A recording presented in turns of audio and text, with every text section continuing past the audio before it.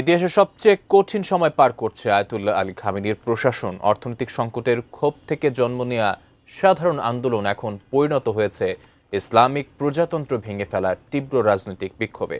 আর এই বিক্ষোভকে উস্কে দিতে ইসরায়েলের কাজ করছে গোয়েন্দা সংস্থা মোসাদ, এমনটাই দাবি করছে তুরস্ক। কিন্তু কিভাবে বিক্ষোভ উস্কে দিচ্ছে মোসাদ, বিস্তারিত জানাচ্ছেন আরিফ হাসান। মধ্যপ্রাচ্যের ভূরাজনীতিতে ইরান ও ইসরায়েল দীর্ঘদিন ধরে একে অপরের প্রধান প্রতিদ্বন্দ্বী। আয়াতুল্লাহ আলী খামেনির নেতৃত্বাধীন ইসলামিক প্রজাতন্ত্রকে ইসরায়েল শুধু একটি শত্রু রাষ্ট্র হিসেবেই দেখে না, বরং নিজেদের অস্তিত্বের জন্য হুমকি মনে করে। এই প্রেক্ষাপটে বিশ্লেষকদের একটি বড় অংশ মনে করছে, ইরানে চলমান অস্থিরতা ও বিক্ষোভকে ঘিরে ইসরায়েলের গোয়েন্দা সংস্থা মোসাদ গোপনে নানা তৎপরতা চালাচ্ছে, যার চূড়ান্ত লক্ষ্য খামেনি নেতৃত্বাধীন ব্যবস্থাকে দুর্বল করা, এমনকি পতনের দিকে ঠেলে দেওয়া। এমনটাই দাবি করেছেন তুরস্কের পররাষ্ট্রমন্ত্রী হাকান ফিদান। মূলত গোপন যুদ্ধের প্রথম ও সবচেয়ে কার্যকর অস্ত্র হল তথ্য ও সাইবার অপারেশন।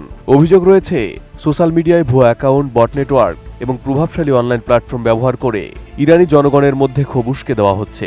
সরকারের বিরুদ্ধে বিদ্রোহ, ধর্মীয় শাসনপতন এবং নিরাপত্তা বাহিনীর বিভাজন, এ ধরনের বার্তা পরিকল্পিতভাবে ছড়িয়ে দিয়ে মনস্তাত্ত্বিক চাপ তৈরি করা হচ্ছে। অনেক ক্ষেত্রে পুরনো ভিন্ন ঘটনার ভিডিও নতুন বলে ছড়িয়ে বিক্ষোভের আগুন আরও জ্বালানো হচ্ছে বলে অভিযোগ রয়েছে।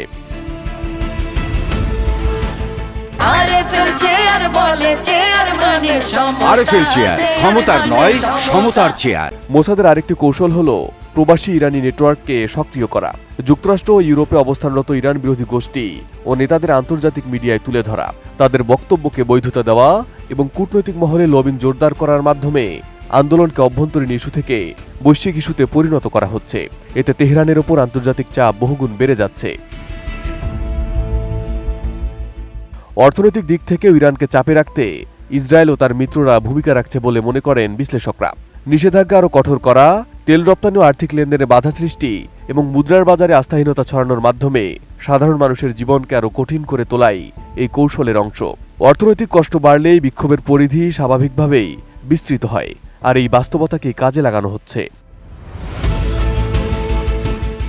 সবচেয়ে স্পর্শকাতর কৌশল হিসেবে আলোচিত হচ্ছে লক্ষ্যভিত্তিক উস্কানি। অতীতে ইরানের ভেতরে পরমাণু বিজ্ঞানী হত্যা, সামরিক স্থাপনায় নাশকতার ঘটনায় মোসাদের সম্পৃক্ততার অভিযোগ উঠেছে। বিশ্লেষকদের মতে, এমন গোপন অপারেশন রাষ্ট্রের নিরাপত্তা প্রশ্নবিদ্ধ করে এবং সরকারের সক্ষমতা নিয়ে জনগণের মনে সন্দেহ তৈরি করে, যা শেষ পর্যন্ত শাসন ব্যবস্থাকে দুর্বল করে। এইসব কৌশলের পাশাপাশি যুক্তরাষ্ট্রের সামরিক হুমকি ও কূটনৈতিক চাপকে সামনে রেখে একটি ডাবল প্রেশার পরিস্থিতি তৈরি করা হচ্ছে। ভেতরে বিক্ষোভ, বাইরে আগ্রাসনের আশঙ্কা। লক্ষ্য একটাই, খামেনির নেতৃত্বাধীন ইসলামিক প্রজাতন্ত্রকে ধীরে ধীরে কোণঠাসা করা। তবে বাস্তবতা হল, বিদেশি ষড়যন্ত্রের অভিযোগ ইরানে প্রায় উল্টা প্রতিক্রিয়া সৃষ্টি করে।